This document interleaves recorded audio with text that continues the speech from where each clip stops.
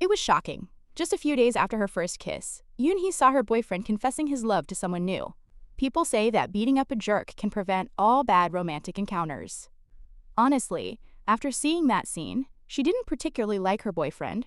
She was just a teenage girl wanting to try new and exciting experiences, or perhaps simply wanting to escape her dull and suffocating life. Her father only knew how to shout, while her mother was exhausted from working every day. She rarely treated her husband kindly, and even when she knew he had other women, she turned a blind eye. Yoon-hee seemed numb to life, always feeling a vague sense of unease. Only occasionally, when her mother could no longer endure it, would she fight back.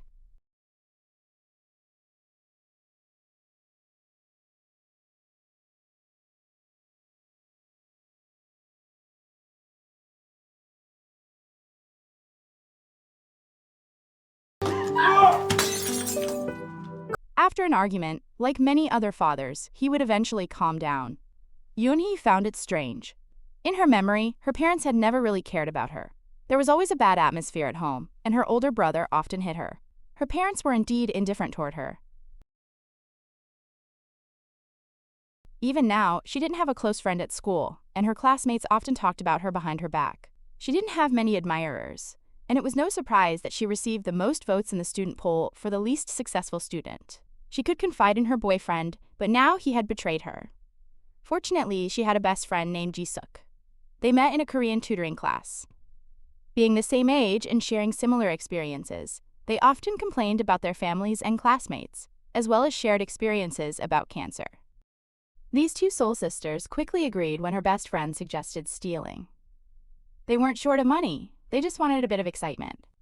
But due to their clumsy method, they were caught red-handed, and the shop owner threatened to call the police. Her trembling lips carried all her pain. After learning what happened, the girl told the shop owner to call the police. The shop owner had initially planned to demand some compensation, but he didn't expect the parents to react that way. He had no choice but to let it go. At first, Ji-suk pretended nothing had happened. Later, when Yoon-hee wanted to apologize, she left without looking back. She felt both heartbroken and angry, and deeply afraid of her father's indifference.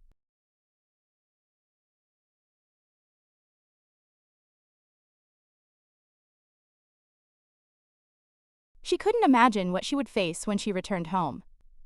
In her despair, she sought help.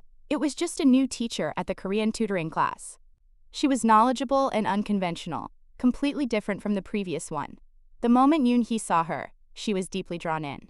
Her independent and free spirit was like a fresh breeze in Yoon-hee's dull world, and it made her realize for the first time that not everyone was like her parents.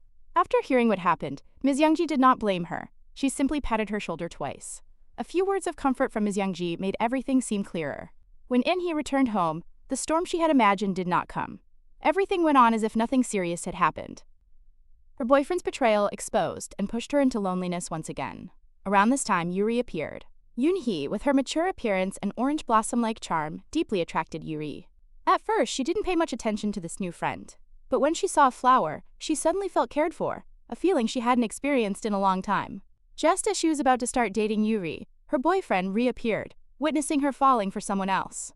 Whether as a child or an adult, she longed for someone to care for her with sweet words.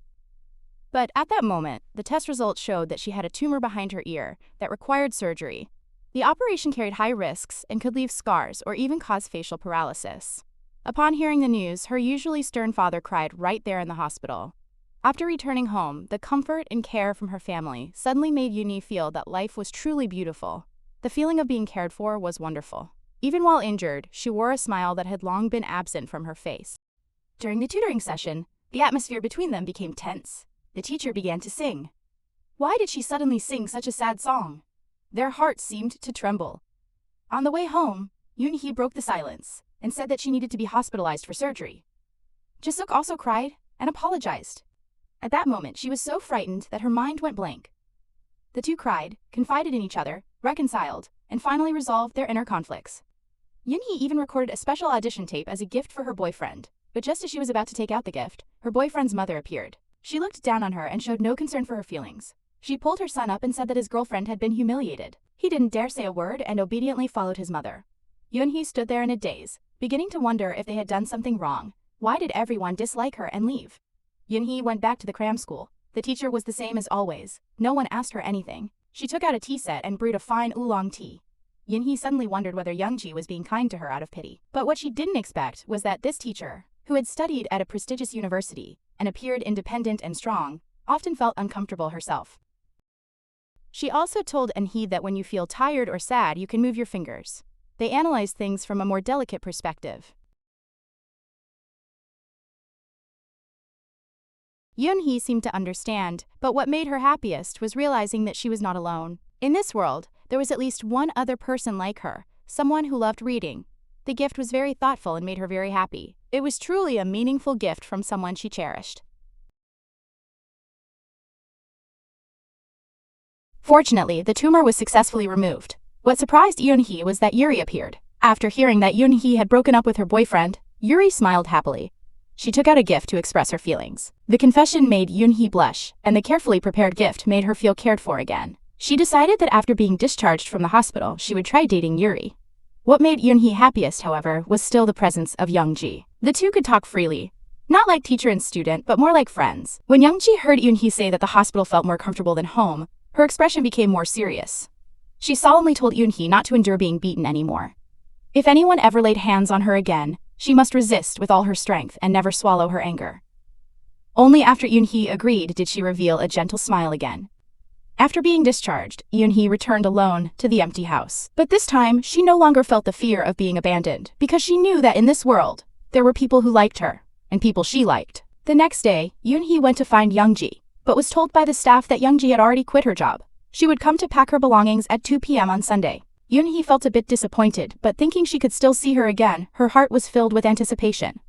However, she did not know that this missed meeting might be forever. After waiting for a long time with no sign of Youngji, Yoonhee angrily went to find the staff, but they said that it was Yoonhee who had arrived late. They even criticized Youngji, calling her strange and saying she often disappeared. After quitting, she had deleted her phone number. Already filled with anger, Yoonhee became furious at their harsh words attacking Youngji. She argued passionately, saying that teacher Youngji was not strange, and that they did not understand her at all. Because of this confrontation, Yoonhee was expelled from the cram school. Her parents felt deeply ashamed and cursed her without restraint, saying that Yoonhee had a bad temper, which was why she was expelled and why her brother hit her. Hiding in her room, Yoonhee couldn't understand why, even though she was clearly the victim. She still had to bear all this criticism. The emotions she had suppressed for so long finally erupted.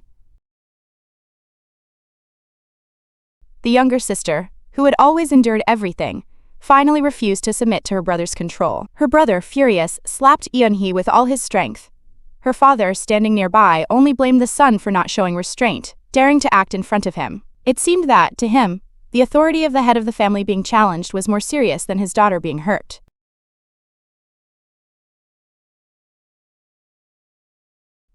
Having just undergone surgery, and then receiving such a heavy blow, Yoonhee's eardrum was ruptured. The doctor was very puzzled but did not ask too many questions, only saying that the medical report could serve as evidence, and that she could come anytime if needed. Back at school, Yoonhee met Yuri, but when she greeted her proactively, Yuri ignored her. She went to Yuri to ask for an explanation, but unexpectedly, Yuri said that she had liked her and wanted to date her, but that was last semester. Hearing this, Yoonhee froze for a moment, then smiled with relief. Yes, feelings can change. But when she teased Jisuk, she received an unexpected response. Do you even know? Do you think only about yourself? Even so, Yoonhee couldn't really be blamed. She had rarely felt love or care. How could she know how to love others? However, this was the truth. A truth like a knife stabbing deep into Yoonhee's heart. She stood there frozen, not knowing what to do, unable to say a single word even after a long time.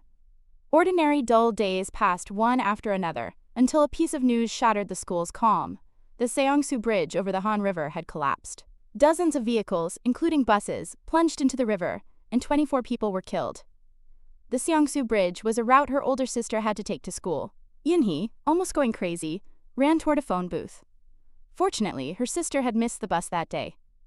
Just as the whole family was still worried, her older brother suddenly burst into tears. Seeing that scene, Yoonhee finally understood the answer to a question she had long carried.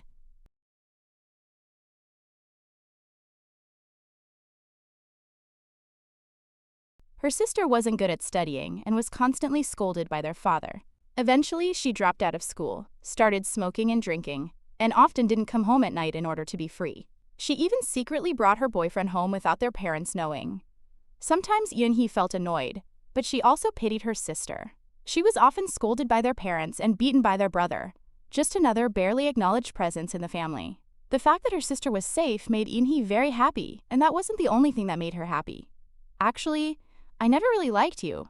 Yoonhee no longer needed that kind of messy love to deceive herself. Just as she swayed her body to the rhythm of the music, the doorbell rang. It was a package sent from Inju.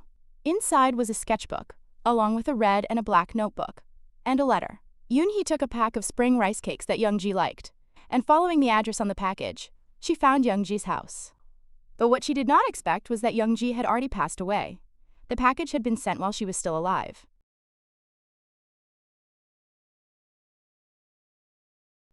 Stepping into Youngji's room and looking at the photo on the wall, Yoonhee's mind fell into chaos. She still couldn't believe that the person who was gentle, strong, full of character, yet fragile and sensitive, the one who made her feel warmth, the one who gave her the courage to keep living, was gone forever. She suddenly recalled what Youngji had once said. Yoonhee, when you feel mentally exhausted and sad, look at your fingers. Move one finger.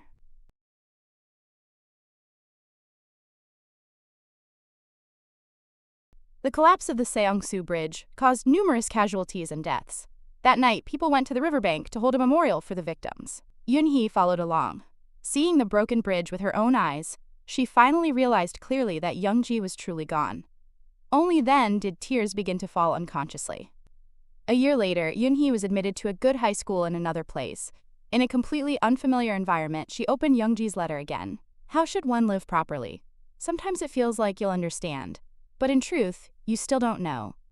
It's just that even when bad things come rushing in, good things always accompany them. We are always meeting someone and sharing something.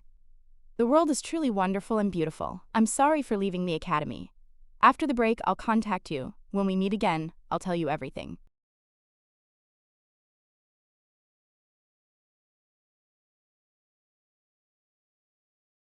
In 2019, this was one of the most talked about and controversial films in South Korea. The film won 5 awards, including Best Director, Best Film, and Best Actress, and beat other films to win Best Screenplay. This is a youth film unlike anything you've ever seen. Many netizens commented that it is the best youth film in South Korea in decades. The reason the film received so much praise is because the script strikes a balance between grand storytelling and delicate nuance. The coming-of-age story of a young girl intertwines with the pain and memories of an entire generation of Korean youth. Only the sorrows of those around her, combined with a deep analysis of family issues, emotional struggles, and psychological conflicts, come together to form her busy life and inner thoughts. Like everyone's youth, it contains many unresolved emotions, but also many unforgettable moments. There are countless sighs of lonely sadness, as well as unexpected moments of understanding and reconciliation with others. In our youth, we spend a great deal of time indulging in wild, unrestrained imagination about family, marriage, love, friendship, ourselves, and the world. Some things we find answers to, others may never have answers, but the things we cannot understand suddenly seem less important in a fleeting moment. Only later do we realize that it was just a fleeting moment. Looking back, those memories of youth feel so dear and precious. If you enjoyed this, don't forget to follow, like, and leave a comment. See you next time!